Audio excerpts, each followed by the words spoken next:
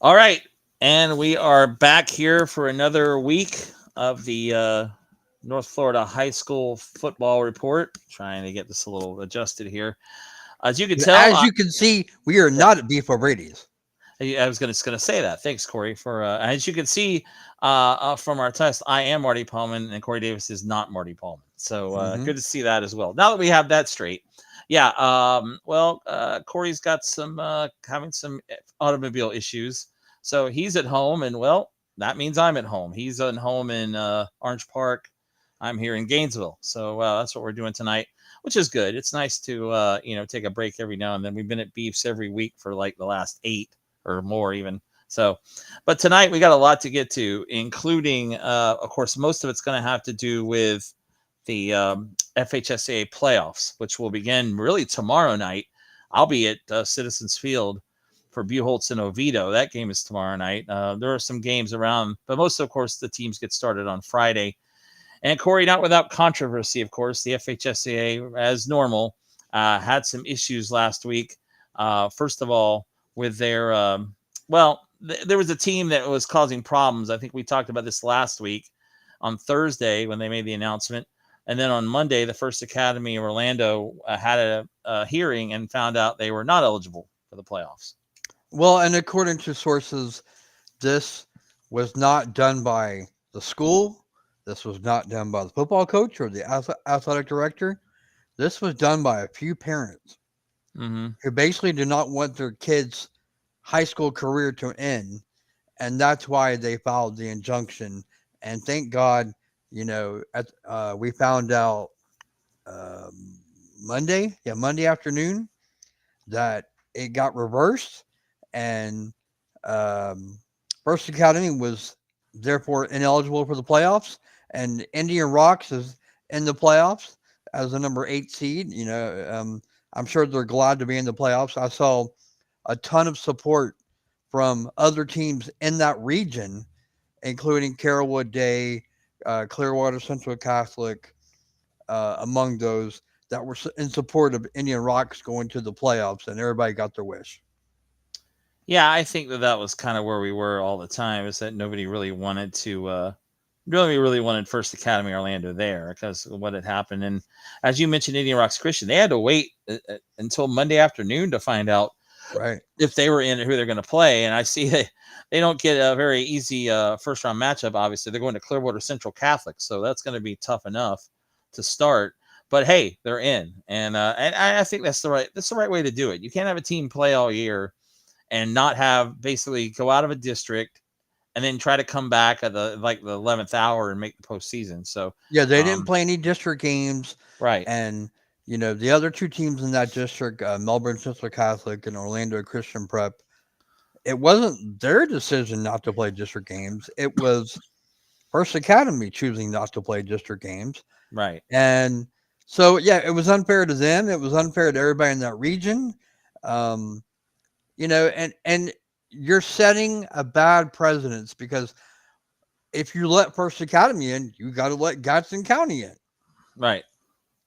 Yeah. I heard people mention Northwestern. Well, what about Northwestern? What they did? Ponte Vedra and Bertram Trail, or no, Nice and Bertram Trail got in trouble, but that was like a coach got in trouble, not the whole program. Um, This they had, year you're talking yeah, about? yeah, oh Yeah. yeah, it was like within like a week of each other, they both got in trouble Yeah. for Remember the um, Bartram Trail story. I didn't know right, about the and Nice. the So, niece story is the same situation basically. With Texan and trying to talk to a kid who yeah. hadn't made up his decision as far as what school he's going to go to. Um, but the right thing happened, and we don't have to worry about First Academy from here on out, and even next year. I think they're out next year too. I think Well, that's interesting. I know they obviously last year and this year, so if they're putting another year on them, yeah. That I wonder if they'll have another injunction a year from now. So we'll see. I'm sure they will. We will see. It's a year off, so we will find out in 2026. Let's start this week with some breaking news. Coaching changes we have as of today. As our friend Joshua Wilson would say, the old coaches moving van's already getting going here for 2025, and it starts with Sandalwood. Brad Kessel only there 2 years at Sandalwood, 1-19 in 2 years, 0-10 and 24, 1-9 this year. They won their last game against Terry Parker to end the 29-game losing skid, but Brad Kessel stepping down as the coach at Sandalwood, and it's just been a rough 5-year period for the Saints. Yeah, I don't think it's anybody surprised by this because, when we grew up, Sandalwood was one of the best teams in the area, and even after we got older, they still continued to be a Bob Withrow, who the coach all those years. Bob Withrow, and then even Adam Geist. Adam Geist led them to the playoffs many years. They had major D1 talent, and then for whatever reason, the last 3 years or so, they have been terrible. And we'll see what kind of coach goes in there, and maybe they can change things around. Corey, I'm digging the lazy boy rocking. That's back and forth. I'm like, yeah, it's getting dizzy as you move back and forth. But hey, it's nice. It is nice to be home for that reason. I wish I had a actually lazy boy. Yeah, myself, I was gonna test you and be like, are you drunk? Am I? But yes, I am in a lazy boy rocker. Yes. No, it's just kind of funny what it looks like when you're rocking. But so Brad Kessel at Sandalwood out. Merlin Smith steps down at Ridgeview. I guess this is not that surprising. 3-17 in 2 seasons. They went 2-8 this year. The only wins came over Inglewood and Kitbold City, who were both winless at Ridgeview. That program, ever since Tom McPherson has left, has really not been the same. They have struggled, 15 years now almost, it seems. Yeah, Merlin came over from, he was a very highly successful junior high coach from Oakley. Led them to multiple county championships and conference championships, and came over to Ridgeview. And, I would say right now, Ridgeview is probably the worst program in Clay County. Orange Park beat them, and Orange Park was 5-5. I mean, because even Clay had the last couple of years has had okay years, but it's hard to compete when you got Middleburg, which has shown great improvement. You got Fleming Island, you got Oakleaf, Keystone's down. He said Fleming Island, Oakleaf. Middleburg's been better. I mean, Middleburg's having some good years. So it's hard to be the top dog in the county because you got other teams that are being more successful right now. And again, hopefully, whoever comes in there, because right before him, that coach well too. Cameron Porch was there. I think he's been at like 20 high schools over the last 20 years, but most recently at Trenton, last few years. I don't know where he is now, but he was replaced by Bryant Fry this year, and now Trenton's going to the playoffs. But so that's something we'll talk about a little bit later on. But so maybe not a surprise at Ridgeview, and this may be a little bit of a surprise, although maybe not, because at Camden County you can't miss the playoffs. Travis Rowland won the state title for Mainland 2 years ago. He went to Camden County, 13-8 in 2 seasons, 7-4 last year, lost in the first round, 6-4 this year, missed the state playoffs. You can't do that at Camden County, and he's gone after 2 years. No, I've been there and covered games, and Camden County is the closest high school in this area, Florida, Georgia area, that resembles a college campus, college weight room, college, football. The football field is really nice. The press box nice. The weight room will blow you away. And so they run that program like a college, and they expect you to be successful and go far in the playoffs every year because for many years, Camden County was the premier program in South Georgia. Right. Oh, by the way, I almost forgot to mention, we have a guest coming up, 8 o'clock. Around 8 o'clock, we'll have Noah Ram of the Gainesville Sun, the prep writer there, joining us to preview the Alachua County teams coming up this week. I got a lot of them in Gainesville that made the postseason. Gainesville, Eastside, you have Hawthorne, Newberry, Santa Fe. So 5 of the teams in the county, if you want to count Oak Hall and St. Francis in the SSAA, the private schools, but they're still alive too. Or St. Francis won their last game. I'm not sure if they're playing again this week. No, they're still alive. They're still alive, and Oak Hall is in the semifinals as well. But so we'll talk to Noah about that. Lots of teams, and of course there are also the teams in the rural area outside of Gainesville, like Chiefland, Williston, Trenton. Those teams that'll be playing as well. So we'll talk to him in about 20 minutes, and we're going to spend most of this show talking about the FHSAA playoffs, previewing those games, and then we'll have our picks later on. But we will cover the SSAA. In fact, that's where we'll start here this week in the Atlantic League as North from last week. We came West Nassau and Umatilla, and boy, it was a shootout. 45-36. West Nassau is now 11-1. Umatilla had been unbeaten. They finished their season 11-1. But a goal line stand by West Nassau late got the win. The Warriors were up 33-30, and Umatilla went in the red zone, but was denied by the defense. And then West Nassau went 99 yards to take a 39-30 lead and then scored to go up 15, and that was it. But 561 rushing yards. We talk about West Nassau. They will run the ball, and boy, they did. 561 rushing yards and 7 touchdowns on 46 carries, and they had 4 guys over 142 yards or more, and also they combined for 3 guys who went 142 more, and then another at 59, and they all combined for 7 touchdowns on the ground. Yeah, that's what we knew. That's what West Nassau did well, and why throw the ball if you can run the ball well? And that's what they like to do. That's what they do all the time. And I did not expect that type of game. I expected maybe 28-21 type of game. But this game was crazy. I was following it on Twitter, and it was like I couldn't – even the guy tweeting out the score from West Nassau couldn't keep up because there was so much scoring going on. It's a lot of scoring. Yeah. And guess what? We're going to have now an all Nassau County matchup this week because Fernandina Beach took care of business against Paxton. A little bit lower scoring there, 28-0. And they were facing Paxton's the leading rusher in Northeast Florida, and KJ Palmer, who had 2,115 yards and 19 touchdowns. They gave him up only 133 yards on 32 carries. Not bad. No run over 10 yards. And Fernandina Beach blanks Paxton 28-0 to move on to the semifinals. Actually, they will not play West Nassau this week. My apologies. That would be, I guess, in the championship game. No, they will this week. Oh, they will? Because it's 1 and 2. Yeah, the seeding's messing me up here. Because it's 1 against the 2, but that's right. They will be in the semifinals. 2 interceptions, 2 sacks for Fernandina Beach. They were the state runner-up a year ago. They are now 7-5, and they will get another shot at West Nassau, who beat them earlier in the year. Yeah, the thing that impressed me most about this was the defense. The offense scored 4 touchdowns, kind of took care of themselves. But like you said, they held Palmer to a respectable 133. But the key stat is no touchdowns. And Paxton got in the red zone a couple times, but either threw a pick or fumbled. The Pirate defense, like you said, 2 interceptions, 2 sacks. Showed up and showed out Friday night. Yeah, they did. And again, shutting out a team like that has really that's a big deal to shut down a guy like KJ Palmer. So Fernandina Beach moves on to play West Nassau, another rivalry game there as well. Meanwhile, down in the South, American Heritage beat Satellite 41-9. It was a Space Coast winning at Frostproof 42-21.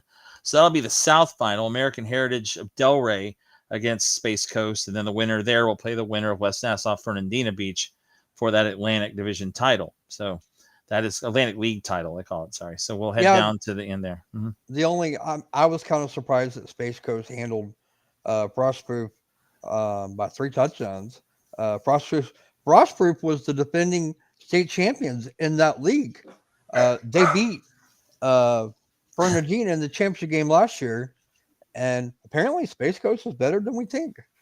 Yeah, apparently. That is a good win against Frostproof, which means we missed another pick there, but that's okay. We'll have more coming up this week. Actually, here's another one we missed. And this was a game I was at Friday night, the 11-man 3A quarterfinal.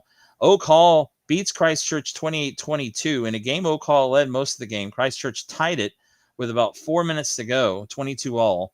Oak Hall goes down the field. With 7.7 seconds left, Aaron Akins throws a 1-yard touchdown to B.J. Johnson right at the goal line. It was a really good catch. And Oak Hall was able to knock off Christchurch Academy. Oak Hall 7-4. Now we'll head to Oviedo Masters Academy, the semifinals this week. Christchurch season comes to an end at 8-4. This was one of those games, though, where Christchurch, they ran the ball really well. But in the second half, they really started to find their offense. They got shut out in the first half. And Oak Hall got off to a lead, and they played well enough to win. Just got enough plays at the end. This was one of the better games I've seen in high school football this year. I've seen about 8 running clocks with Bishop Kenny, so that's part of the problem. But I'm sure you were just glad to have a close game. I was actually, and that was we were down on the field at the end of the game when that touchdown happened, and we were kind of blocked by it.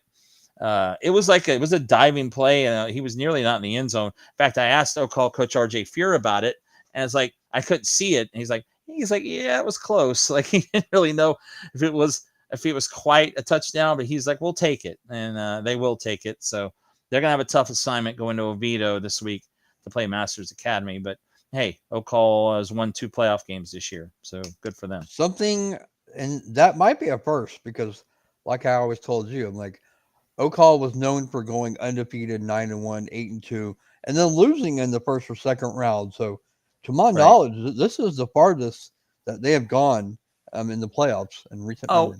They won the conference title about 6, 7, 8 years ago. They went undefeated, and so they had to play a couple games there, I think, to win that. But North Florida Football Conference, I think it was. Right, that was just a conference, yeah. Yeah, they didn't actually go into the playoffs like this. You're right. Yeah. So that'll be O'Call at Masters Academy Oviedo this week. The 8-man 1A First Coast Christian goes to Riverview Academy, wins 40-0. Wow. First Coast Christian goes to 6-3. They will play at All Saints Academy in the semifinals. How about the St. Francis Catholic Academy team? The Wolves beat Lake Mary Prep on the road 54-48.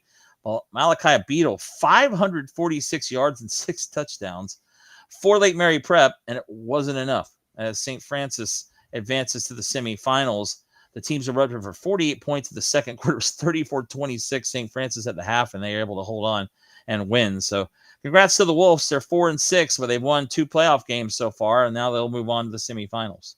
Yeah, wild one there. Huge win on the road. I know I picked Lake Mary to win that game.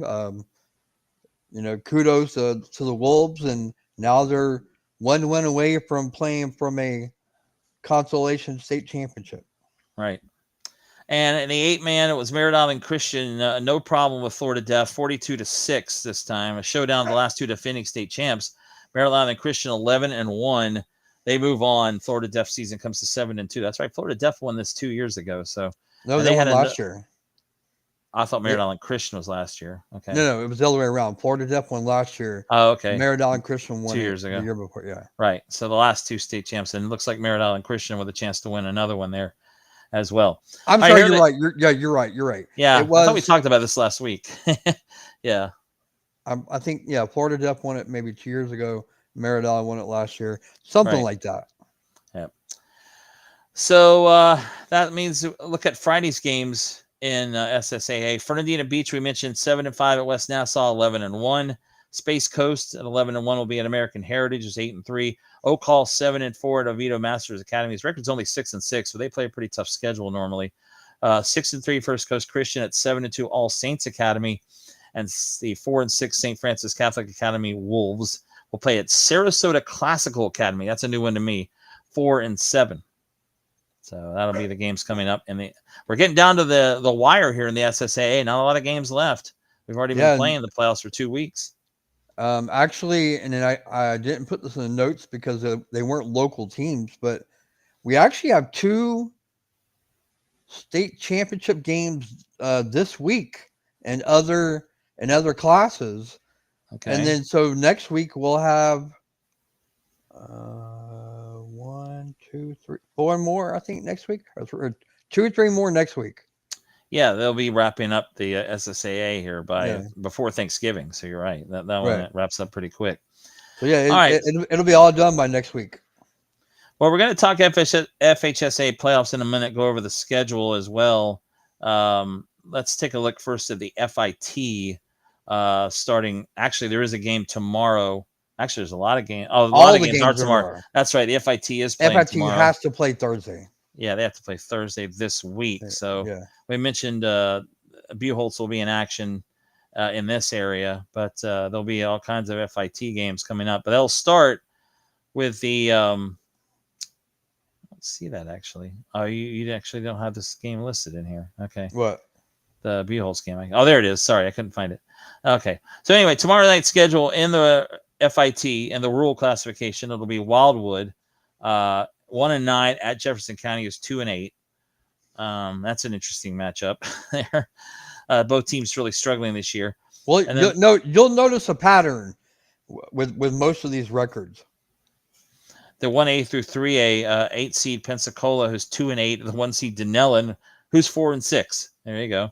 The number 1 seed. The 5 seed Andrew Jackson, 4-6. And the 4 seed Wekiwachi, 7-3. 6 seed Wilson, 4-6. At the 3 seed Palaca, 4-6. You'll be there tomorrow night, right? At I that will. game? All right. And Tenorock at Hudson. Hudson replaced Rutherford.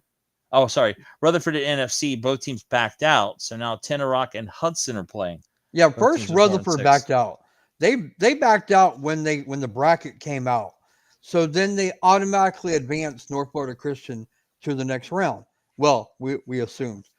Right. And then all of a sudden I look at the bracket on Monday and NFC backed out and they replaced the game with Tenorock and Hudson. So the thought talking to the Palaca coach yesterday was based on the max preps ranking and the power rankings, because Tenorock and Hudson are not seeded anymore because they're a replacement game, that if Palaca won, since they have a better power ranking by 200, I think, that Palaca would host the second round game if they won. Right. Okay. So we'll see if they can get past Wilson first and get a chance to host that in the second round. 4A through 7A, I didn't realize this. Fletcher was the 1 seed, but they backed out. So Yep, that was another one that I found out Monday. I'm like, wow, okay. All of a sudden, the bracket says Lando Lakes in the second round. I'm like, why would they back out when you're the number 1 seed? Potentially, yeah, they could have won the whole thing, I think. I mean, right, really and you would have had 3 home games as the number 1 seed. That's right, you would. I don't know. It doesn't make a whole lot of sense to me either. But obviously, Seatric Faison has had other ideas in mind. So, I mean, and I know they're disappointed. I mean, about missing the playoffs, the FHSAA playoffs. They had a good year.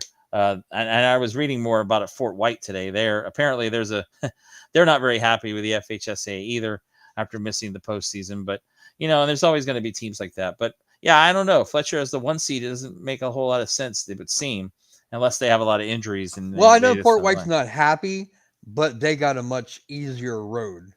Well, by being in the pit. Right, exactly, and they have a chance to really move on in that as well. They have a bye this week. In fact, they will host. Pretty sure that they will. They will host the Wildwood Jefferson County winner next week. Wildwood Jefferson, that's right, because they are the 1 seed against the 8-9. That's right. So, other games in 4A through 7A tomorrow night. Bartram Trail is the 6th seed at 3-7. Will be at the 3 seed Matanzas 7-3 in Palm Coast. And First Coast, they are still in it, 7 seed at 5-5. We'll take the long trip to Tate, Cantonment, right in the Pensacola area. Tate is 7-3. That Bartram Matanzas game is actually intriguing for me because Bartram got better at the end of the season. Matanzas has had a really good year. They probably deserve to be in the playoffs, but the schedule wasn't that great or wasn't enough to get them in the playoffs. But kudos to them for going 7-3. Yeah, good season for Matanzas. The Pirates missed the postseason, but they go 7-3 this year, or the FHSAA again. I say postseason. All right, and we mentioned the 6A Region 1 tomorrow night. Oviedo and Buchholz. Oviedo coming in 8-2 as the 8th seed. This is the FHSAA playoffs. Buchholz the 1 seed in their region at 9-1. And Buchholz, I mean, I expect them to win this game, but what do they have on the other side? The Nice Oakleaf winner next week. So, and that's going to be a heck of a game tomorrow or Friday night at Nice. So that's what Buchholz is look forward to. I think whoever wins that game is going to give Buchholz a run for their money. And I'm looking forward to that game. It's one of the mini games on Friday I'm looking forward to. And plus, who's waiting down the line if they make the region final? Mandarin, probably. So, I mean, that'll be another test for Buchholz. Really good Mandarin team. They made St. Augustine their first loss of the season a couple weeks ago. So that's tomorrow night. That's the only FHSAA playoff game tomorrow night in the area. I know there's some down in South Florida that'll be played tomorrow night as well. But take a look at Friday's schedule in 7A Region 1 and waiting to see if Noah Ram pops in here from the Gainesville Sun. We're going to talk to him about all the games in the area. 7A Region 1 on Friday, it'll be the 8th seed Creekside. You win a district title at 4-6, you get to go to DeLand, the 1 seed who's 10-0. Then you have the 6 seed Seminole 5-5, and 3 seed Spruce Creek 8-2. Spruce Creek coming in after losing 42-0 to DeLand, so they're kind of licking the chops. DeLand, I think, has a chance to win 7A this year. They're that good after a 10-0 regular season. Well, and the fact you got home field advantage, Right. meaning you never have to leave your stadium until all the way to the championship game, I believe. I think they would. Potentially, yeah, because I don't know when they get down to the semifinals. Yeah, it depends. If they're the number 1 overall team, I don't know. Right. I have to look that up. But so that is 7A Region 1. As I mentioned, Spruce Creek and Seminole also will play tomorrow night. 6A Region 1, we mentioned Oakleaf and Nice. Oakleaf the 5 seed, Nice the 4 seed. Both teams 8-2. Neither team won their district this year. Nice, of course, lost to Buchholz in that district. Oakleaf coming up short against Mandarin. So, that they're not in there, but Oakleaf has to go on the road. That's going to be a heck of a game there. And speaking of Mandarin, the 2 seed, they're 9-1. They'll host the 7 seed Crestview at 6-3. Yeah, I'm already, I don't want to get ahead of myself, but I'm already looking at Mandarin Buchholz, and I think that's going to be that is the game to go to the state semifinals. Someone's not happy, it sounds like. No, they're always grumpy. To say talking too much probably, but it's because I'm not giving them attention. That's why. Yeah, it's kind of funny. All of a sudden, low growling coming from behind you there. Mandarin and Buchholz would be, if that ends up being the game, that's going to be a game to watch, I think, between those two. Well, I will say this. Those panhandle teams travel well. They come over here with a chip on their shoulder because most of the time, yeah. Well, Crestview, Milton. Well, in that instance, Crestview, yeah. Yeah, but they usually come over here with a chip on their shoulder because they don't like their seating, or like Pace a couple years ago didn't make the playoffs and they were 8-2. They felt like they should have gone in. Right. So I know Mandarin's playing at home, but that game's going to be a tight game for maybe 3 quarters at least before maybe Mandarin puts them away. I'll be kind of stunned if it's a blowout. Just got a text from Noah. He is going to be about 5 minutes late, so we'll talk to him in a few moments. We'll keep going over these games as well, so he will be with us at about 8:05, somewhere in that area, hopefully. And we will go to 9 o'clock again tonight, special 90-minute edition once again as we go all over these playoff games in the Northeast Florida, and we'll talk Gainesville area with Alachua County area with Noah Ram of the Gainesville Sun in a few moments. 9 o'clock tonight, we will have our college football report, 9 to 10, the normal time there as well. Next week, Wednesday night, we'll be on as normal. We're not sure what we're going to do Thanksgiving week yet. Maybe Monday, Tuesday. Yeah, we've talked about doing Monday for sure. Yeah, I got something else now that's apparently coming up Monday. I'll tell you about that later. Okay. All right. So Thanksgiving week will be a little different. Then we'll be back to Wednesday through high school football season until the championships are wrapping up right for Christmas. So, but 5A Region 1, we're now looking at some more teams in the area in the FHSAA playoffs. The number 1 seed, maybe a little surprising that Ponte Vedra got the number 1 seed here ahead of Mainland, but at 8-2, they are the number 1 seed. And that's an interesting matchup to get Niceville as an 8 seed in the first round. Very dangerous. Yeah. Very dangerous. I saw projections today or yesterday on every game, and some of these were like 40-point predictions. And I was like, I don't think that one's going to be a 40-point spread. And I'm not going to say anything else because I don't want to give you where I'm leaning to, but I'm just saying that both of those local teams could be on upset watch. That's and I saw Ponte Vedra Niceville matchup. I kind of thought the same thing because you can't sleep on Niceville. They're always good, and even having to make that trip over here to Ponte Vedra, they'll be ready to go. And as you said, the other game is between the Panhandle team and a St. Johns County team, Milton at Beachside. So that's going to be 5 against the 4. Both teams 7-3. Beachside winning their district title after they beat Fleming Island last week. So yeah, that's going to be an interesting game as well. Milton's always pretty good a pretty good team. And then on the bottom, you have the 2 seed Mainland, who's 7-2. I don't know if Middleburg can win this game as a 7 seed at 8-2, but I think that they have a better shot than they've had going to the Panhandle the last couple of years in the first round. Let me give you a little insight of that Milton Beachside game. I saw this on Go ahead. social media, and I was kind of blown away by this. I don't know who did it, but somebody went on Milton's Facebook page and broke down the game. Literally talked about what players they must stop for Ponte Vedra, and this is how we're going to do it. Beachside? No, Milton. Milton's playing Beachside. Yeah, Beachside. Right. Literally went on there and not only talked about what players they had to stop, including Eddie Jordan, but this is how we're going to do it. Sure, the coach loved that. They literally said, we're going to run screens, we're going to run this, we're going to run jet sweeps, play action. I mean, they basically gave away their whole game plan for everybody to see on Facebook. Not so sure, smart, the coach Milton. loved that. Oh, yeah. Yeah, sure. Sure, the coach loved that. So we'll see how that goes. Milton, again, that's the 5-4 game on Friday night. 4A Region 1, we move on there as well. The 8 seed Arnold of Panama. Oh, sorry, go ahead. Middleburg. I was answering. A little nugget about Middleburg. Middleburg's been good the last couple of years. This was their best record this year. Best record in 35 years. But they've only won one playoff game, and that was in 2003. Ask Josh Wilson about it. When they upset Palaca in the first round at Palaca. And then the very next week, they lost to Dunellen. Yeah, and they got to host that game. Actually, Middleburg did and lost. Yeah. Right. So, I mean, you're talking, if they're able to beat Mainland, this will be the first time in 22 years that they've won a playoff game. And going to Mainland's never an easy task anyway. I mean, as you well know, Corey, you played there in the postseason.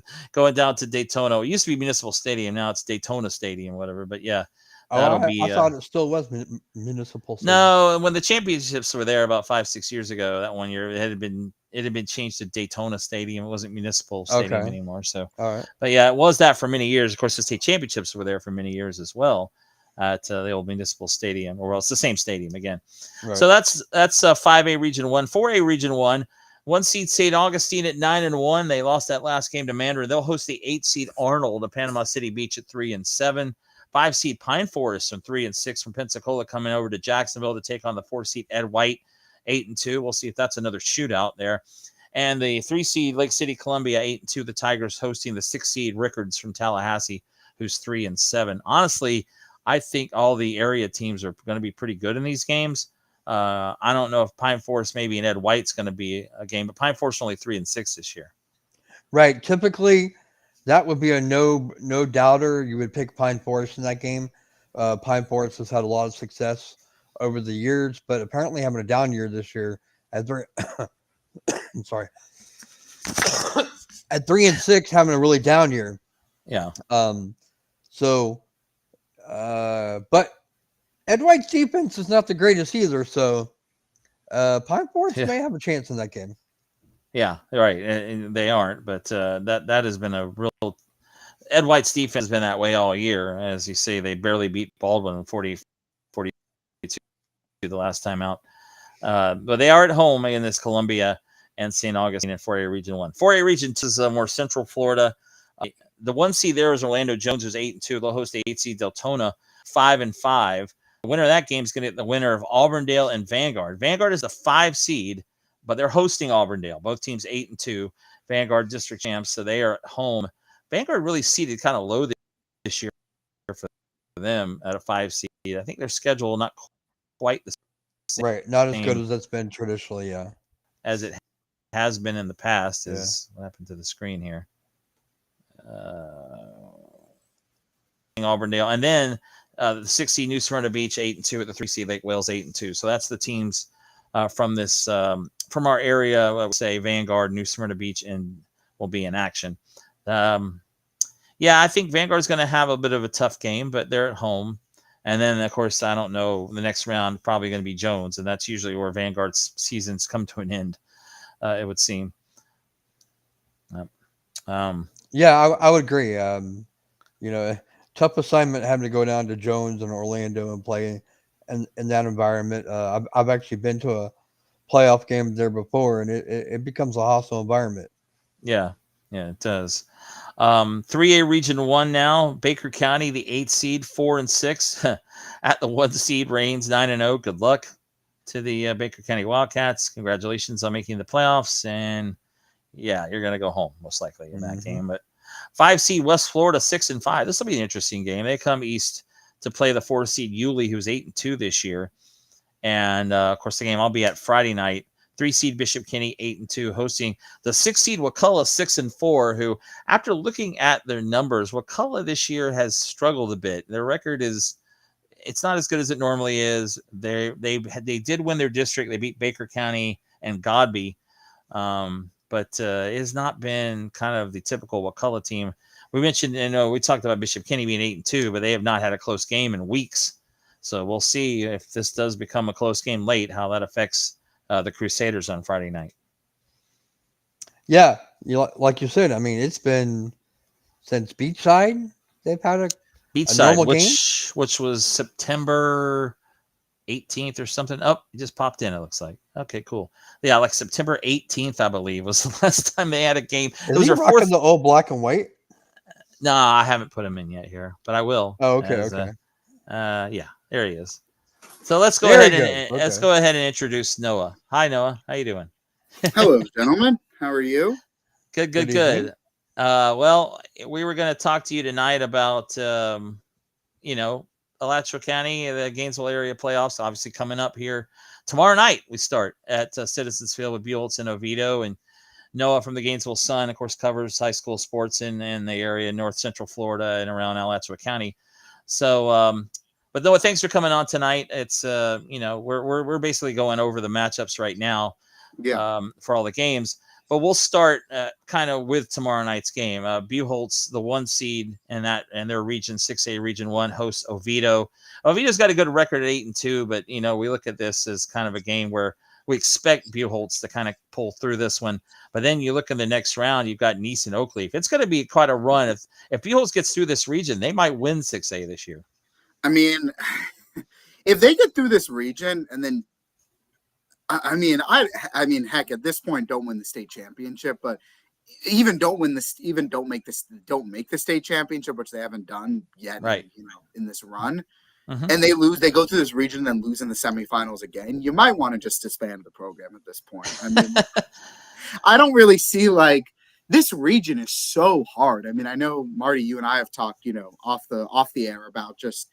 I think it's 5 of the top 6 teams in 6A are all in this region. The only one that isn't is Armwood, who Buholtz might have to play in the state championship game. But heck, at this point, them just even making the state championship game would be a great accomplishment, again, given that it's ended in the semifinals in the last 4 seasons. Yeah.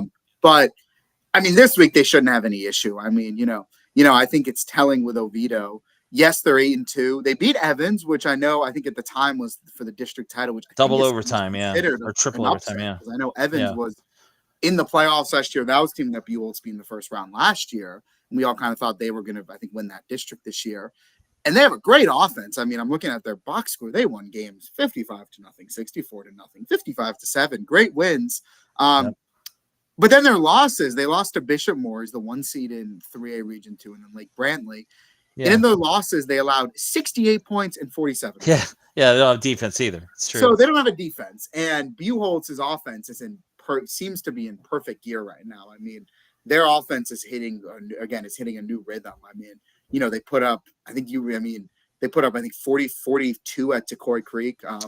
What did they put up against Bartram? Yeah, 50. They picked up 50. Yeah, 50 against Bartram. I know we were both at that game. So, and then 34 at Cardinal Newman when they won 34-30. Which is pretty impressive on the road against a team that's a top 30 in the state. So, if anything, right now, it's funny, early in the season they were a defensive team. I mean, defense was winning them games. Yeah, Vanguard 15-13 week 1. Where they got Andrew Whittemore, a sophomore. It's like, man, this is going to be a defensive team. All of a sudden now. Kind of like teams of Buholtz's past, it's like the last year the team was like this. It's like we know their offense is going to be pretty good. Now it's the defense is the question mark because the offense is playing so well right now. So I think for this week. It should be pretty easy. And then next week, I think it's very interesting because, they could play Nice, who they beat pretty handily, but I'm always hesitant of the team that, in my opinion, not that win wasn't impressive by Buchholz, I don't think are 20 points better than Nice. I'll put it that way. And now having to play them again, do I think they beat Nice? Probably. But I think that'll be close. And then Oakleaf gave them a game. Were you at that game, Marty, in the region final I was not. No. Yeah, but they gave them a game last year in the region final. They ended up winning, I think, by a touchdown, but they were down in the fourth quarter in that game in Oakleaf. And Oakleaf is better this year. Jack McKissick is a year older. So that could be a challenge. And then Mandarin, Mandarin was only Mandarin's a top 6 team in the state. Their 2 spots are separating them. That would be the region final. Right. And the only reason Buchholz would be considered a favorite in that game is they're at home. But besides that, Mandarin should, Mandarin can very easily win that game. So, I don't, it's a tough sledding for them this year. Yeah. Buchholz 9-1. Their only loss is to Vero Beach, which was the number 1 team in Florida, according to the FHSAA overall. They lost in the last minute to them. And Mandarin one loss came to IMG, who's the number 1 team in the nation, according to many polls, even though they don't play. It's how do you just? It's truly not fair. Buchholz's one loss was to Vero Beach, the number 1 team in the state. Mandarin's one loss, they almost beat, like you said. Pace did not lose a game in the state of Florida. Let's not forget about Pace. They did not. They only loss was to a team in Alabama. Nice's only loss was to Buchholz, and the St. Augustine. Yeah, St. Augustine's only loss was to Mandarin. That's why I was that was crazy that last week of the season because Buchholz kind of needed to win that game against Cardinal Newman because as the rankings indicated, they had lost that game. Mandarin would have gotten the 1 seed because they played Thursday which is hard to believe, but yeah. Or Mandarin is the number 6 team in the state and won't get to host a region final. True. If it holds, which is really tough. It's crazy that Buchholz, this last thing I'll say, last season Buchholz goes 7-3. At one point they were 3-3 last season, which was unheard of. They go 7-3. Yet everything breaks their way. Last season they get to be the 2 seed. They get to host till the region final. Then Nice loses, so they get to host the region final. Then Armwood loses, so they get to host the state semifinal. For a team that had 3 losses, this year they go 9-1 with a tough schedule, do everything. They're gonna have to play, potentially back-to-back top 15 teams. Funny how it works in high school football. Who I don't see in the playoff bracket. The one that's kind of killed them the last couple of years, St. Thomas Aquinas. They're in 5A now, right? They're in 5A, yeah. And Lakeland's in 5A. I'm not saying the road's going to be easy because you're going to have to go through West Broward, Monarch, those type of teams. But it's not Lakeland, Venice, St. Thomas Aquinas, that whole their biggest test once you get out of the region is Armwood, West Boca, defending state champions. Right. Southridge, Miami Southridge. Palmetto, I think, is the 1 seed in Region 3 with West Boca, but I think the perception is that West Boca is still the favorite due to their pedigree. So Osceola is still around, the team that beat them last year in the state semis. So no, it's definitely not easy this year for them. So I want to know, do the Rams have a legitimate shot to go far? The Noah Rams or the East Side? The East Side Rams. East Side Rams, yeah. My team. No, I'm kidding. Yeah, I'm kidding, guys. I'm kidding. I have no bias. He didn't say that, folks. I'm kidding. He didn't say that. I want them to because I think that they're better this year. I actually think, I don't know if you would agree, Marty. I think it's their best team they've had since Gator got there. I think, and the record backs it up. Yes, I think 8-2 is the best record they've had since Gator got there. Agreed. And they're usually, I hate to say this, they always lose to Buchholz, of course. And it was close this year, though. That was a close game. And it was close, and then they always lose to Bradford whenever they play to Bradford. That wasn't as close, but Bradford is really good again. You're right. Yeah. But then they always lose one of their games. Last year, they lost to Rickards. You've lost to South Sumter years past. Last year. South Sumter last year. And they didn't do that this year. They have 2 very good losses, and that's it. The problem is they got a tough draw. That's their problem. South Sumter, that's tough. Just getting that game alone is tough. Yeah, it was an overtime game the first time. Yeah, it was an overtime game. And, they should win that game, especially now with it being at Citizens Field. But then, they got to play Bishop Moore as the number 1 team in the region. Yeah. Beat them last year. And then you still have O'Galley, who won the region last year. And you have Merritt Island. So it's like, yeah, could they? I think they could. You know, I put in my preview article for kind of the whole playoffs. I think they have the talent. I put them in like the middle tier of like they could go on a run if things break right. I think they could potentially beat Bishop Moore, as crazy as that sounds, just because I think they're a very talented team and they have a legit good defense.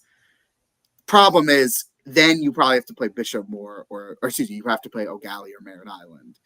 And I don't think they're going to get past that. It's just you have to. Columbia is the same way.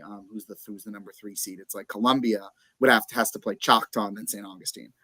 Like and they already it's hard. You can get one upset. Getting 2 upsets is challenging. That's where it gets a little tough. Right. So right. and both would be on the road. Don't forget that too. So I want to believe. I hope they win. I hope they get to the region final because that has been. He's always Gator has not gone past the region semis, but it's unfortunate how the region works. Again, I think they have a really good team this year. Yeah. With a really good defense. It's just they got a tough draw. Yeah, they did, and and speaking of that, if you look at 2A Region 2, Bradford there's the 1 seed. Corey's seen Bradford against Avon Park, but then you got Santa Fe. And by the way, congratulations to Ernest Graham and Santa Fe for making the player 7-3. Yes. Their reward is to go to 7-3. By the way, it's gonna be tough to 7-3. By the way, after 2 combined wins over the last 4 seasons. Yeah, right. That is unbelievable what he did there. It is. I mean, like they get a we're all tough draw, but we're all kind of used to it. We're all kind of used to in the era of transfer portal. I mean, Teddy Bridgewater, Miami Northwestern won 4 games in 2023, and Teddy Bridgewater took over there and they won a state title. So it's like turnarounds are much easier now because of transfers, but still, that was a moribund program. And to do what they've done has been impressive. But yeah, I mean, it's tough. It kind of worked out well. I think all of us in the area were hoping. We were like, the excitement of you get 3 teams in that region, which is super exciting. But and 3 local. It's not like no offense to Corey and Platt in his area, in his neck of the woods. But for us, but for Marty and I in Alachua County was exciting because you get 2 Alachua County teams in there, which is great. Well, I was at that Placa Santa Fe game a month or so ago, and what really impressed me were the 2 transfers. Talking about transfers, the 2 backs. One came from Fort White, and one came from Buchholz. Right. Yeah, Buchholz. Yeah. And that 1-2 combination is pretty solid. It is.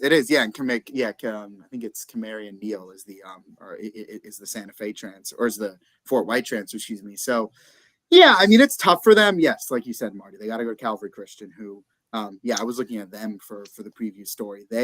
They're a lot better than they look on paper because I think we're all kind of writing them off because, this is the team that Newberry has to go to is, of course, Cocoa. So I think we're all just kind of like, you got Bradford as the 1 seed, then you got Cocoa, who's, of course, always there. But Calvary Christian's got a really good team as well. So, I mean, I don't think Santa Fe will win that game. And then, unfortunately for Newberry, I mean. Well, Cocoa's only. You have to play Cocoa. Cocoa's only 5-4, but their record, I'm pretty sure, I know their schedule has been loaded again. So, I mean, that's part of it. Newberry's has been tough, but not quite as tough as Cocoa's. Their schedule, I know that's the funny thing. When you actually look at the matchup, they almost have identical records. Newberry's 5-5. Yeah, Newberry's 5-5. 5-4. Right, that's right. So they both have and Santa Fe. Yeah, Santa Fe 7-3, which I think is the same record that Calvary Christian It is, has. but there again, the schedule and Santa Fe's schedule. If there's any criticism I have, they did not have the best schedule this year. The only teams that they played that beat them were like the best teams they played. They lost to University Christian, to Newberry, and the third lost Bradford. All 3 playoff teams. Really, the only 3 playoff teams they played, I think, all year. So, but you know what? Yeah, they don't really have a great. Their best win is Palatka and Wikiwachi, which neither. Wikiwachi, who's in the fit, but 7-3. And the thing is, it's Santa Fe. But again, congratulations for making it there. 4 years, 2 combined wins. You're in the playoffs. Yeah. Right. That's all you need. So I mean, and going back to Cocoa, it's like, I'm looking at their schedule right now, and this is what I was like. My previous story was kind of calling out because everyone's like, I'd imagine most pundits around the state, especially those that are focused on Central and South Florida, just look at it and they're like, Cocoa, they're going to win the region, which I mean, they have won, I think, 18 straight region titles. Yeah. So pretty fair to think that they will. But I'm looking at their schedule. I mean, they lost to Mainland, who's a playoff team. It was a close game. They got killed by Vero Beach. They lost by double digits to O'Galley, and then they lost by over 20 to Miami Norland, who fired their coach. Who's not as good as they've been in recent years. Their only really good win, I mean, they beat in the first game, they beat Merritt Island in a game that went to double overtime. So it's like, what do you're not really going to go crazy about that game.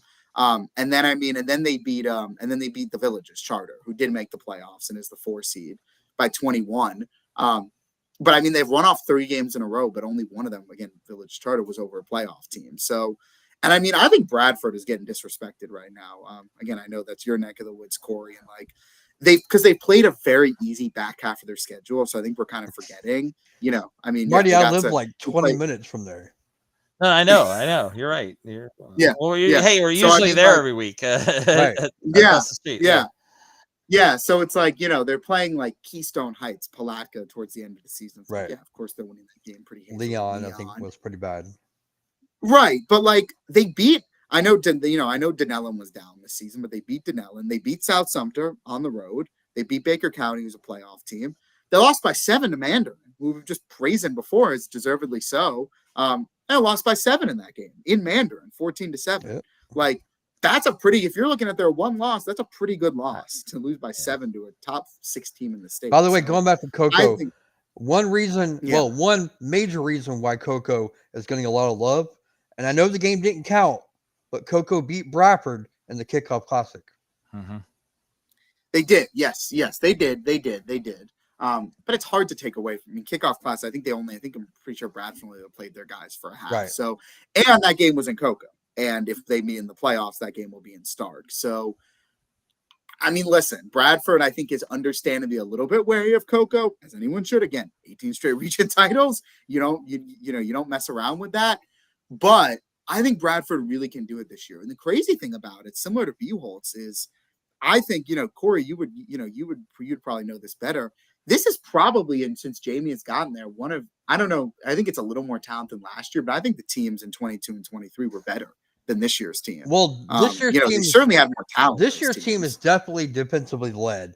And we had Jamie on earlier in the year, right before they played Palatka and not Santa Fe, maybe Newberry, I think it was. It's Keystone, I think, yeah. Keystone, okay, yeah. And he talked about the defense. That's a big part of the reason why we're undefeated at the time. Yeah. So I mean, they don't have a Khalil Cummings. They don't have a Chase and Clark on offense who can. Now those guys play 2 ways as well, but who kind of spark the offense. Like I think that's the kind of worrisome thing. But is that their identity is always defense. Jamie Rogers' identity has always been defense. I mean, yeah. But I mean, I will say, so the one time I saw him season was the Santa Fe game 2 weeks ago. Now, mind you, they had a bye for the last week of the season. So that Santa Fe game, that was their last regular season game. They were literally going on 10 straight weeks of playing. And they're off Jamie 3 weeks now almost. Right. And Jamie literally, which by the way was not their choice. Jamie made that very clear. He was like, yeah, we did not want to have our bye the last week of the season, but it just worked out that way. But Jamie openly admitted to me that once they got to that Santa Fe game, they were gassed by that game, which is understandable. To play 10 weeks in a row, that's really tough. So they looked a little slow offensively in that game. They kind of struggled a little bit to get going in that Santa Fe game. But that defense is so good that it's just like, I don't know if it's going to matter, to be honest. And I know Coco has some serious, I know offensively they're a little down this year because a lot of their top players were seniors last year.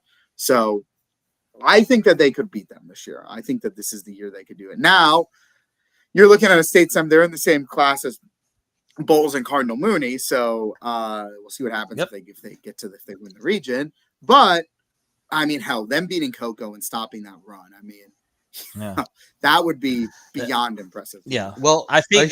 By the way, go ahead. Well, I'm saying a huge reason why Bradford's offense is now clicking is because they stole my basketball player of the year from Interlaken, 6'5" Camonte Nixon.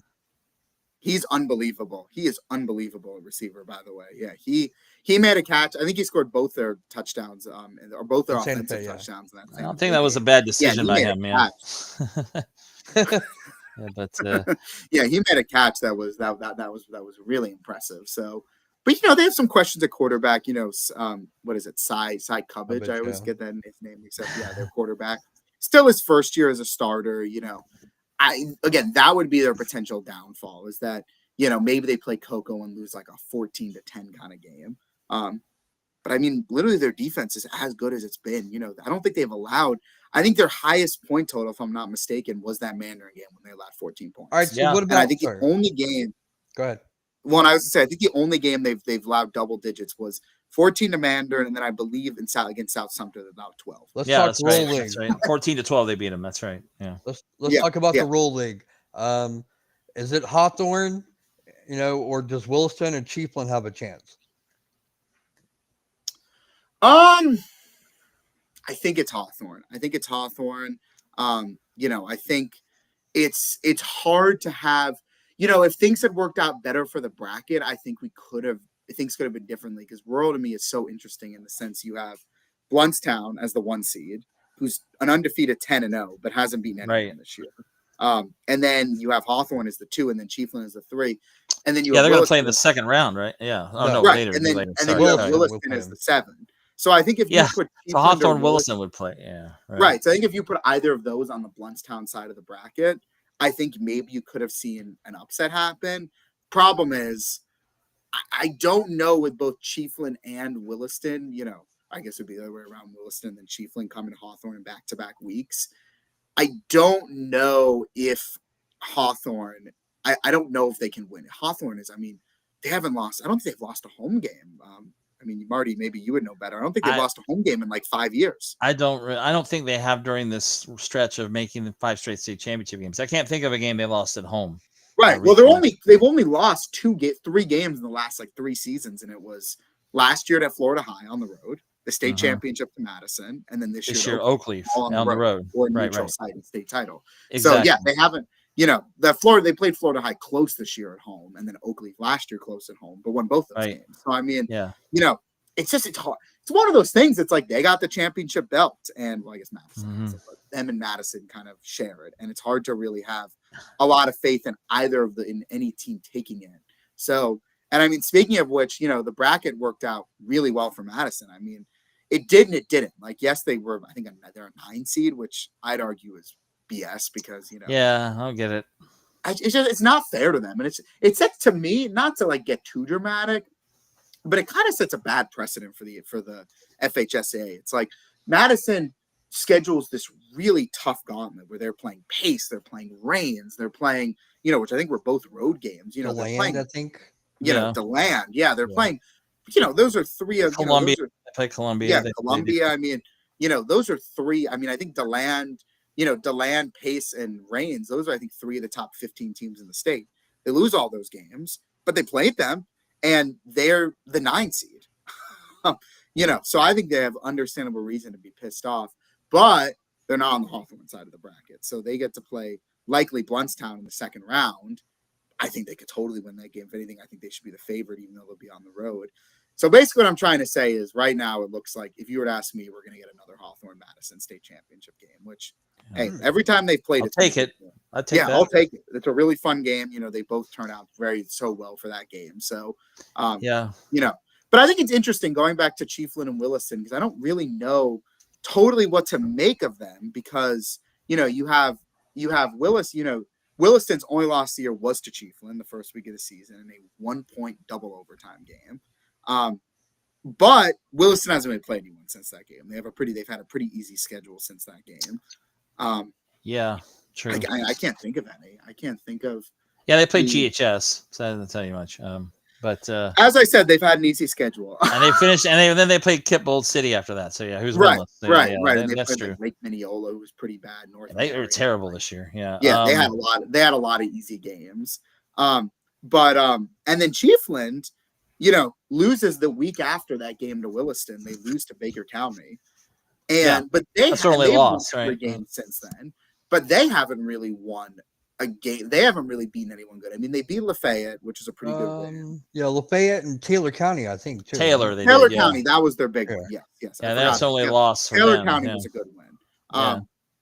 So, to me, in my mind also, I still think just because that game was so close, even though Chiefland is higher ranked, and they should be because they played a tougher schedule and beat them when they played. But again, that was such a close game. I don't think there's any, if anything, I think Williston, just because of Robbie Pruitt's experience, might actually play Hawthorne tighter than Chiefland will. Just because, I think Chiefland and Williston are basically at the same level. But again, unfortunately, I think that level is just below Hawthorne. So No, Right. speaking of that county, I covered Bronson a couple weeks ago, unfortunately. yeah, And the yeah. little playoff game against Interlock, and Bronson led that game 36-22, seconds into the third quarter. Whoop. We lost Corey. Okay, well, yeah. Looking I'll forward to get that him story. back in here. I don't know what happened. All right, there we go. Go ahead. Sorry, Corey. I don't know what Anyway, happened they there. were up 36-22, seconds into the third quarter. They looked like they were going to stop their losing streak, which I think is 24 in a row. Is it Yeah. a situation where everybody just goes to Wilson and Chiefland now? Yeah, pretty much. Yeah, I mean, you have this like pecking order sort of in rural where it's like Hawthorne's at the top in the area, and then you kind of have this class below where it's Chiefland, Williston. They probably have kids at Newberry too. Think about Yeah, it. yeah, Newberry. Newberry, Yeah. obviously they're in 2A, but they were in rural up until 2 years ago. Yeah. It looked, I mean, Trenton kind of was in that grouping for a time this season, but Trenton kind of fell off towards the end of the season. Still very impressive what Brent Fry did there this season, to get them to the playoffs, but they kind of fell Because the off. schedule got tougher. Yeah, schedule got tougher. Lafayette has some kids, but I mean, they kind of tailed off a little bit towards the end of the season. Well, Lost to Chipley. They lost to Chipley by 1 point, and that's funny because that dropped them now, putting them on the road. They dropped all the way down to a 10 seed. I thought they would be higher than that. But I think they could actually beat. I think Williston's got to be careful a little bit. I think that they could beat. I agree. Because I mean, Lafayette, prior to that Chipley game, now they're another team that hasn't really beaten that many great teams. But I mean, they have a win over Swanee, who I know was down this year, but still, that Swanee's a good program. They beat Fort White, didn't make the playoffs, even though I think they should. They killed Trenton and Brantford. Brantford's probably their best win. I would say, yeah, Brantford or probably or Trenton, one of them. So, but I guess that's the point. Is like they've beaten a rural. The only rural teams they've beaten are the teams near the bottom. So, but again, not like Williston has great wins either. So. I think that Williston. I think they could beat Williston. I think that they could. And I mean, yes, it's a road game, but obviously it's not like travel's that big of a deal. They're both local schools, so I think that that's a game that they could potentially get picked off. By the way, I did forget about Williston.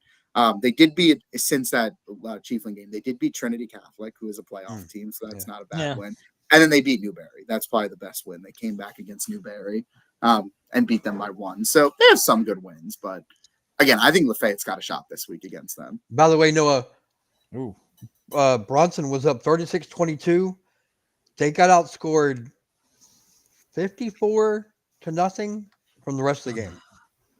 So what was the final score of that game? 74-36.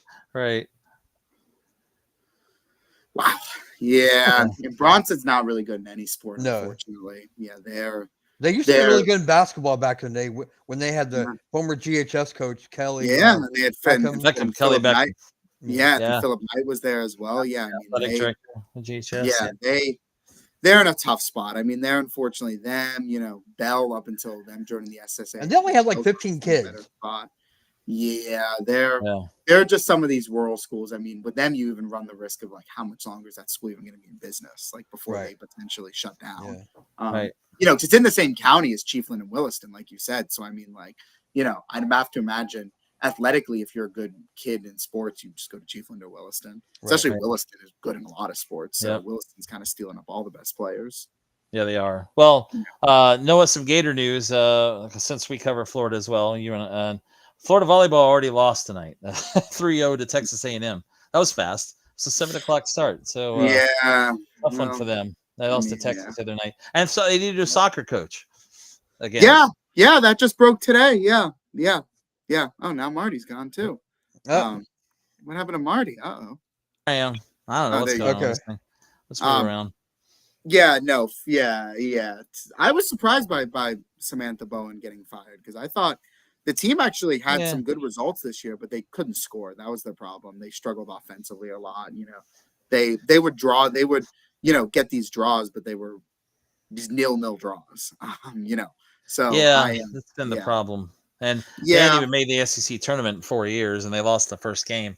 I mean, it looked like they were improving, but it's funny. this program was so good for so many years, and it's just been so down lately. But yeah, we'll have to get you back on to talk about Gators coming, especially the coaching search. So we'll have I think we're going to get our old buddy Kevin Brockway on next week. So Kev, talk about it. my He got stuck colleague, in Atlanta he or did get Kentucky stuck in coming back. Atlanta. He did coming So back from, yeah. and he had to go to that game. I mean, you could argue he was stuck in Kentucky just having to be at that game. Yeah, and now he's going to Oxford this weekend, so that might be the same now he's thing. going to Who knows? Oxford, potentially the biggest blowout in NCAA history might be happening. I don't know, but no. Earlier when you were talking about Bradford, I thought you said Corey and Mike. I thought you called me Mike, so I was just laughing about that. but the funny thing about that is, it just reminded me. Last Friday, we had our high school basketball media day. You were there at Gainesville High School, and we interviewed Coach McCray, and I interviewed a whole bunch of teams. And Pop Williams at the end of his interview, great interview. He's funny as you know what. He's like, "All right, Mike, thanks." Like, whatever. I don't care. Whatever. Sounds like Pop. At least he knows who I am. I don't know. Whatever. I can be Mike or Marty. It doesn't matter. So, the living legend himself.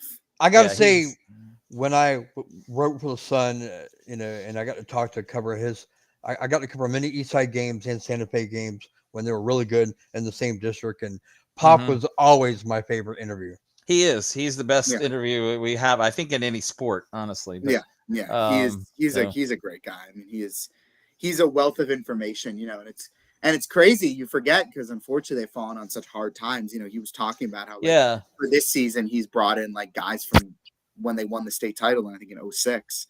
And I was like, yeah, you forget. I mean, again, because they've just been kind of down so many years to the point 20 years ago almost. Unfortunately, in recent years they've been the worst team in the county. But you forget. It's like, man, and it's crazy because hoops in the county is at like an all-time high, and I don't know if it's an all-time high, but at least in recent years it's at a high because Newberry literally just had a perfect season. Santa Fe played for a state title about 4 years ago, nearly won that past year. But even just this past year, I mean, Newberry had a perfect regular season. Santa Fe won a playoff game. GHS went to the region semis. Hawthorne every year. Title. There's it's usually PK Young's not bad in the postseason. PK Young, they were in the postseason last year. They won the district title. Right. New Holtz did miss the playoffs last year, but was in the region semis the year 2 years ago. Exactly. Right. So all these teams have been doing well recently. It's just, and Eastside's been the one surprisingly that's been down. So. Who's usually the most consistent. I think that shows you where what the times have changed. And one of those things I can tell you is Pop doesn't. You either do it you do it his way or you're gone. And a lot of guys leave. I mean, that's the way it goes. Well, but it's interesting how that works on some because Willie Powers is the same way at Williston now. You're right. That works for him. They play for him, right? Exactly. Right. That's the crazy thing, and maybe it's an issue, with a women's sport versus a men's sport, because I've talked to Willie before about how he's tough on them, but also you kind of sometimes need to do that with girls. With boys, they might be a little different. They might not take as kindly to that. Well, I could like to talk basketball. We're a football show, so I know. But anyway, I mean, we can get about. And by the way, next week basketball season is getting underway. High school girls and boys. So that'll be coming up next week. But we'll be talking football for a few more weeks. But Noah, appreciate it. Good stuff. I'm still focusing on football. I'm trying to. It was strange at that media day to just be like kind of put myself back in the basketball mindset because how we all know how it is that in this state, and in this area, football is the draw. So it's like. Right. When football is going on, that gets all of your attention. Then I'm like, oh crap, we got basketball starting up. Yeah. It was a Friday night too. We're like, wow, we don't even have football tonight. What's going on? I know. Well, it's weird. Except I went to O'Call that night, but yeah. Basketball is strange because it's like the combination of, especially with Hawthorne and Buchholz, we have a situation here where football goes until, football usually in this area goes until, mid to mid December. And then you have the holidays, so it's like I usually really don't start to get into high school basketball until after the new year, just because you have a lot of holiday tournaments, but then you really don't start getting into the fun of it until the new year. Yeah. So, all right, Noah, let everybody know where they can see your work, sir. Yeah, so you can follow me at Noah_Ram1 on X, formerly known as Twitter, and then at Instagram now. I have a new Instagram for this season, at Ram Reporter. So you can follow me there as well. And then obviously all my written and video content is at Gainesville.com/sports/preps. And then the college stuff is at Gainesville.com/sports/college. So be sure to follow that because my day today has been all college because you had Samantha Bowen get fired. You had signing day, which is big for Gator softball and Gator Some deal gymnastics. with Geico in the university. They're going to put the Geico logo on the field. I know that happened in the stadium. Hey, next 2 They months. need to pay for Lane's contracts. No, did you hear? They can use all the money they can get. Sorry, Did what's you hear that? about Mike Holloway bowling a 300 the other night? What? That doesn't No. surprise me. I I don't know if you're being serious or not, but no, there was actually a video of him bowling, and he bowled a 300. Yeah, of course. He does everything well, doesn't he? Him Yeah, and then Anthony Nesty, the swim coach. You could tell me that they hike Mount Everest, and I'd be like, okay, Yeah. makes sense. All right. Okay, I believe it. Well, we'll have to if Buchholz makes the championship or further down the line, or Hawthorne, we'll get you back on to talk about that as well. And we'll get you on the college show as well. But appreciate your time. Good stuff. And we'll get. I'll see you tomorrow night, Citizens Field. Yeah, Citizens. That's a 7 o'clock kickoff. Buchholz and Oviedo. Yep. That's half right. an hour earlier. Yeah. That's right. We'll be doing an FHS Network broadcast tomorrow night, so we'll be a video stream. I'll be down on the sidelines here in good old Mark Whittemore. Luckily, it's going to get a little warmer tomorrow night than it has been the last couple nights. So, but Cam Parker will be joining me tomorrow night on that podcast. I'll be hearing Mark Whittemore get the joke I always like to make with him is he gets very mad, understandably so, as a coach. Doesn't curse. He doesn't curse, so he'll be like, you'll see him on the side. Be like, holy cow! And I'm just. I could absolutely see that with him, but that's funny. All right, Noah. Thanks a lot. Appreciate it. We'll talk to you again down the line. Thanks. Thank you, guys. All right, that is Noah Ram of the Gainesville Sun. Marty, we're talking a little basketball there. Yeah. Palaka, sorry, I went off the little. No, it's fine. Reservation. Palaka's kind of taken the approach of what St. Augustine, what Madison County have done, and probably Mainland, because they're basketball school too. Palaka doesn't start until December for basketball. So, Hawthorne doesn't start until right before Christmas normally. I mean, the girls and the boys. Yeah. Well, it used to be because CI coached football, the girls team had started. That might be changing now. I think their schedule starts normal time, but with boys basketball, their coach, they have everybody on the boys basketball team is playing football almost. So, and also their coach is the offensive coordinator, Greg Bowie. So anyway, it's already 8:45. It was good stuff from Noah. And I was going to go through the schedule. We don't have time. We got to get to our picks because you've got about 1,000 games on here. It looks like. Yeah. Let me grab my notebook so I can. First off, let's get our results from last week. Actually, we actually did a really good job. That's good. With picks last week. I'm glad we did that. You're still whooping my butt, but it's gotten a little closer, but not much closer. As I scroll through here and try to find this real quick. By the way, we got some breaking news in college for the next hour. As we've been on the air. Yeah. Oh. When you were talking to Noah, I saw it scroll across. So we got some hot, juicy college to talk about coming up. I'm trying to see if I can find what you're talking about. Sparty. I see that. Okay, yeah. We'll get into that in the next all right, here we go. Hour. Okay, so we didn't have a lot of games last week because we only had 7. But you went 5-2. I went 3-4. You are now 120 and 32. I am 104 and 48. So I am 16 now behind you. I was down, I think at one point I was down 17. So inching closer. Right. By the way, our college picks were much better than that. But I thought they were. It wasn't as bad of a week, but that's been a lot closer between the two of us. All right. Yeah. So let's fire away and knock these out because there's a lot of them. And we do have a lot here to pick from. It's already 8:45, and Noah was on with us about 30 minutes. He's got good info as always. But all right. So let's see. We'll start with the SSAA games. Fernandina, are you going to go? Am I going first because I'm ahead, or how are we doing this? It don't matter. Okay. Fernandina beats at West Nassau. I'll go first. West Nassau is 11-1. They've already beaten Fernandina once this season. And they've been running the ball really well. I don't see this changing. I think West Nassau will win again in Callahan. I agree. Probably a much closer game than we think, but maybe, yeah. West Nassau is out for revenge because Fernandina knocked him out of the playoffs last year in the first round. Mm-hmm. They beat them this year already once. So, Right. all right. Space Coast. Well, wait, did you take West Nassau? Sorry. Yeah, I took West Nassau. Okay. Space Coast at Delray American Heritage. Yeah, Space Coast got a good win against Frostproof. That's a game I know we missed last week. So, but I think Delray American Heritage is at home and their team. They might win this whole thing. So I'll take American Heritage. That's the Stallions American Heritage. Correct. Not Delray American Heritage, not Plantation yet. Yeah, Delray. I like American Heritage too. I think we've been on a collision course the whole year for West Nassau American Heritage.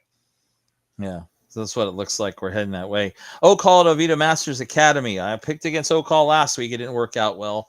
But this is on the road. I think Masters Academy won this division last year, or they won one of them. I want to pick Oak Hall. They're a good team. They really are a pretty good team. But I feel like when they go on the road, things change a little bit. And I'm going to go with Masters Academy. Yeah, they are. I don't know if they're defending state champions, but they have won the state title recently in this league. Yeah. And they're a really good program. Obviously, they're the one seed there too. Right. So, but they struggled this year with the record. But who knows? That could have been against really good teams. But I'm going Masters Academy too. Yeah. First Coast Christian out of Jacksonville at All Saints Academy. That's down in Winter Haven. All Saints. Wow. First Coast with a big win for them last week on the road. No problem there. But got to hit the road again. A long trip to Winter Haven. All Saints they've had some good teams through the years. Let me see here. They actually played on Thursday last week. So they've actually had 8 days off. That'd be All Saints. Yeah. Yeah. First Coast coming off that 40-0 win at Riverview Academy, but well, this is let's see. They're both 7-2 against 6-3. I'll take All Saints at home. I don't see a whole lot of difference here, honestly. Well, I think First Coast gets a wake-up call this week because this is not anywhere close to the team they just played last week. So All Saints Academy is a real team, and I think All Saint rolls. Yeah, I would tend to agree with you. All right, last SSAA game is St. Francis at Sarasota Classical Academy. I have no idea about Sarasota Classical Academy. Me either. I never heard of that school until I was typing them. Yeah, like I said, that's a new one to me. We talked about that earlier. St. Francis, that was a good win for them, 54-48 at Lake Mary Prep. You know what? I'll take the Wolves this time. I didn't take them last week, I don't think. So I'll go with them this week. I'll take St. Francis. They say great minds think alike. Give me the Wolves. Well, I'm glad they do. Yeah, exactly. So all those we actually agreed on. So those SSAA games. All right, one fit game I see here. Actually, there's a few of them. Next few are FIT games, or fit, as you want to call it. Wildwood at Jefferson County. Both teams have one win. Okay. I don't. I hate these kind of games. They're both terrible. Yeah, that's what I mean. I hate these kind of games because you never know who's going to actually. But that's what makes them fun to pick because they're both terrible. Well, Jefferson County has really struggled. I know they're at home. I'm going to go with Wildwood, though. For some reason, I just feel like Wildwood's going to they're a better team. I don't know, even though the records don't really show that. I'm going Jefferson County. I'm going with the home team. Yeah, I mean, that probably makes sense when you got two teams with one win. Pensacola at Denellen. Pensacola taking that trip from the Panhandle. They're in Alabama all the way down to Marion County. You know, Denellen is 4-6, but they're the one seed. They've had some tough games this year. Whoops. On their schedule. Oh, we lost Corey there for a minute. I don't know why it keeps doing that. I'm here. There it is. Yeah, you're there. Sorry, I had to put you back in there. But I'm taking Denellen. They're at home. They're the one seed. Denellen's had a tough schedule. I'll take them to beat Pensacola. Yeah, this Pensacola team's not great at all. They're 2-8. Denellen got some momentum towards the second half of the year. I'm with you. I'm going Denellen. Andrew Jackson at Weeki Wachi, 4-6. Jackson 7-3. Weeki Wachi. We talked about Weeki Wachi a few weeks ago. Not a bad team. They're 7-3. They're the 4 seed, and I'm going to take them to win this game. I think Weeki Wachi wins this game at home against the Jackson Tigers. There's a reason Weeki Wachi did not make the playoffs, and that's because their schedule was horrible. Was weak. I know they're Weaky. 7-3. They lost to Santa Fe their last game. Yeah. But Bobby Ramsey. How can you go against Bobby Ramsey? Oh gosh, I almost forgot he's coaching there. Give me the Tigers. All right, okay, take the Jacksonville boys. That's a good idea. Wolfson at Palaca. That's where Corey will be tomorrow night. Both teams are 4-6. You know, Palaca's played a lot better here at the end of the season. I don't trust Wolfson going on the road. I know they won 4 games this year. I don't trust them on the road. I think Palaca will take this game. Yeah, I agree. You know, talking to the coach, the seniors are fired up for this game, and that makes a difference because a lot of times when teams are in the NIT, they don't care. Or a bowl game that doesn't matter. Or a bowl game that, you know, if they're not playing for a championship, they don't care. But apparently this Palaca team cares. So I'm going Palaca. Yeah, if that's the case, they might win the whole thing. Who knows if they're ready to go? But who waits the winner? Who would they play if they win? Hudson and they're going to win that game. They'll be at home. Yeah. They'll be at home. They'll probably beat either of those teams. And both of those teams are 4-6 also. Right. Bartram Trail at Matanzas. Tough game here. Matanzas 7-3, as you said, missed the postseason. Bartram Trail only 3-7, but their schedule was loaded. I'm taking Bartram Trail here actually because I know as the season's gone on, they had gotten better. Again, they played the St. Augustines and the Buholtzes, and I think just a little bit tougher slate. Definitely tougher than Matanzas. I'm going to take the Bears, Bartram Trail. I'm going to take Matanzas. I know they have played. They have played Mainland. That was a district game. That's true. Mainland is in their district. Yeah. I want to say they played Menendez, which you saw. Menendez was not that great, but Bartram Trail's played a tougher schedule, but this Matanzas team seems pretty special by being 7-3. Right. So we have a difference there. First Coast making the trip to Tate. First Coast, good season in their first year for their first year head coach, 5-5 to make this FIT. But you know, there's never been a lot of success with teams from Jacksonville going to the Panhandle, and Tate 7-3. They're the 2 seed. For that reason, I'm going to after their record, I'm going to take Tate. Yeah, I'm going Tate too. You know, there always used to be, I assume it still exists, the I-10 jinx. And in this case, I think it's continuing. Yeah, I don't think it's as bad as it used to be because Bowles has gone over there and won some game, but you know, Bowles would win those games. I think GHS went over there one year and beat who did they beat? Not Niceville, Navarre over there. So okay. That was years ago now though, like 10, 12 years ago. All right, now we'll head over to the FHSAA playoffs tomorrow night. Oviedo at Buholtz. We talked about this game with Noah Ram earlier. I'm not picking against the Bobcats in this game. 1-8 matchup, 9-1 against 8-2, but I like Buholtz. Yep, Buholtz to roll. Yeah, and then that leaves us to actually a couple games now. We'll talk about this because now we go to Friday night's games. Creekside at DeLand, same thing here. DeLand's 10-0. Congratulations, Creekside. You won your district. You're 4-6. You're going to go home. DeLand wins this game. DeLand might win the whole class. They might win the state title. DeLand easily. Got it? Oh, sorry. DeLand. I had some issues there. You said DeLand? Yeah, DeLand. Okay. All right. Seminole at Spruce Creek. This is an interesting game. I think Seminole beat Spruce Creek during the regular season, if I'm not wrong. I think so. I think so too. Yeah, one of their 2 losses. The other was to DeLand for Spruce Creek. This game is at Spruce Creek. Spruce Creek hasn't exactly been playing well coming in.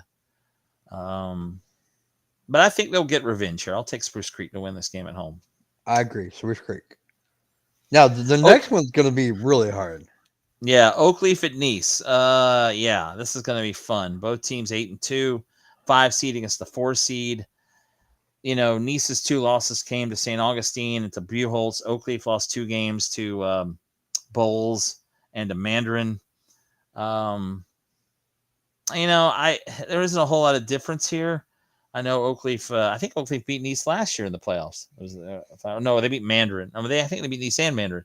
I don't know. I think Nice is a team that's going to be I think they're going to go. Although they play Buholtz in the next round, we'll see. But I like them to win this game at home. I'll take Nice.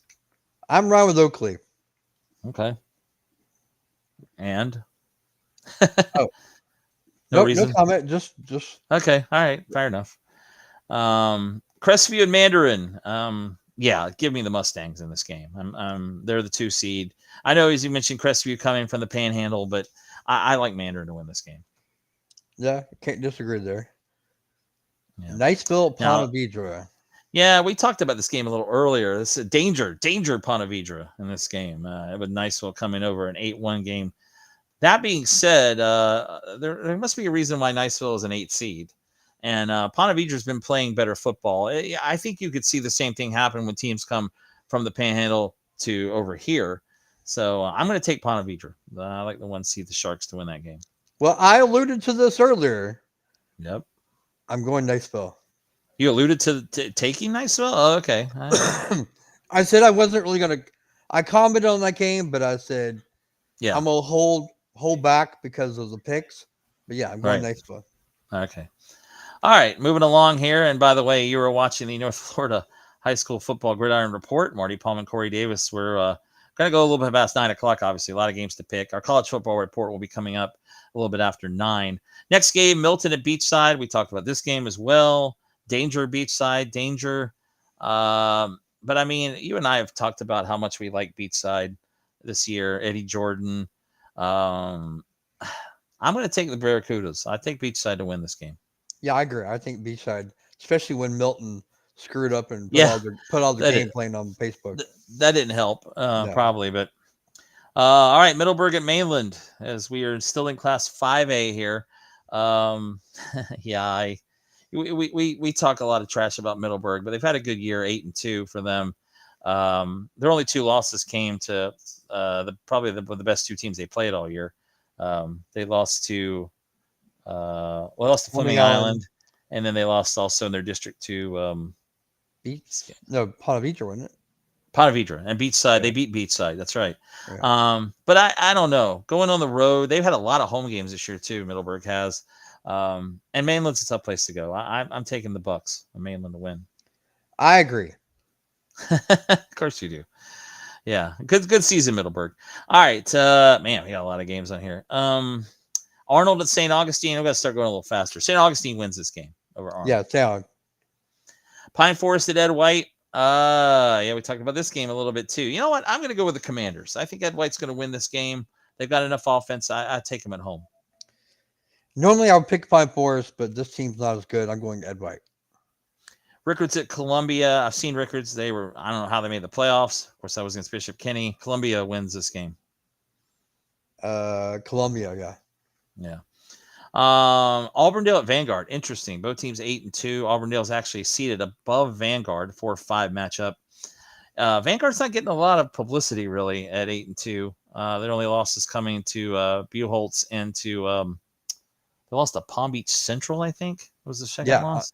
In the last 30 seconds of the game. Yeah. But they play really well at Booster Stadium. They're home. I'll take the Knights. I also got Vanguard. Okay. New Smyrna Beach at Lake Wales. Well, New Smyrna Beach having a good year at 7-3, but a bit of a trip there for them. I'll take Lake Wales. Yeah, I was going to say Lake Wales there. Lake Wales is really good.